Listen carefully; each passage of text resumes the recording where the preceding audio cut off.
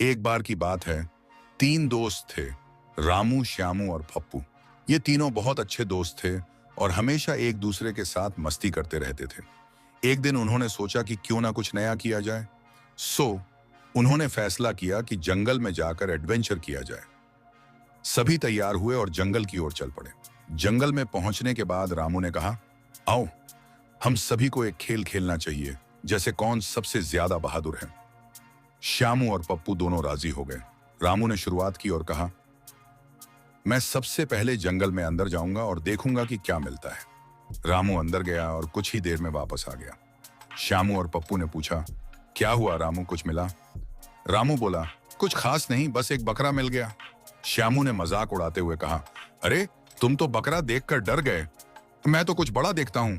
श्यामू ने अपने आप को बहादुर दिखाने के लिए जंगल की तरफ कदम बढ़ाया। कुछ समय बाद श्यामू भी वापस आया, पसीने पसीने और डरते हुए। पप्पू ने पूछा, क्या हुआ श्यामू, क्या मिला? श्यामू ने कहा, कुछ नहीं यार, एक हाथी का बच्चा आ गया था, लेकिन मैं डर के मारे भाग आया। अब पप्पू का नंबर था।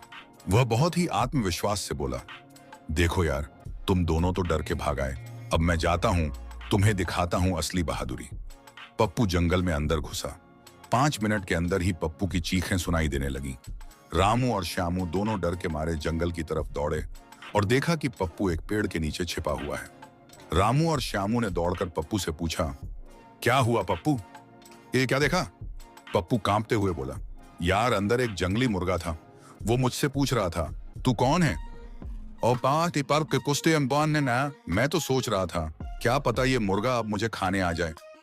रामू और श्यामू हंसते हुए बोले, पप्पू तुम तो सबसे डरपोक निकले। इस पर पप्पू ने शरारत से कहा, भाई मुर्गा कोई मजाक नहीं होता, और भाई मुझसे और तुमसे ज्यादा ताकतवर है। और फिर तीनों दोस्त हंसी में झूमते हुए वापस घर लौट आए। लेकिन यह बात तो पक्की थी, जंगल का असली साहस तो उस मुर्गे के पास था।